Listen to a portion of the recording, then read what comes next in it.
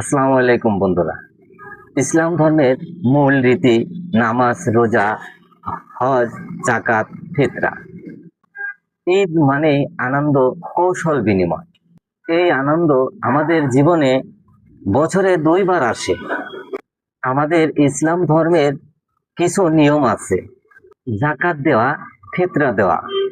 সত্যিকারের ইসলাম এই নিয়ম আমরা সঠিকভাবে পালন করি না। অনেক সময় আমরা সম্পদের হিসাব ঠিক মতো রাখি না, এটাও একটা অনিয়ম। যেমন জাকাত, ফিতরা এবং ইসলামের অনেক কিছুই আমরা মেনে চলি না, অনেক কিছুই অনিয়ম হয়ে থাকে। আমরা গরিব অসহায় মানুষের পাশে দাঁড়াই শুধু লোক দেখানোর জন্য। গরিব অসহায় মানুষকে যখন আমরা টাকা দেই, কাপড় দেই, খাবার দেই, আমাদের দেয়াটাও খুব নিম্ন মানের, শুধু লোক দেখানোর ছাড়া কিছুই না। ভাবতেও খুব কষ্ট হয়।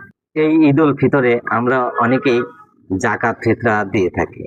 তাই আসুন আমরা জাকাত ফিতরা সঠিকভাবে, সঠিক নিয়মে আমরা জাকাত ফিতরা দেই। ইসলামকে ভয় করে আমরা এই কাজগুলো আমরা করি। আমিন।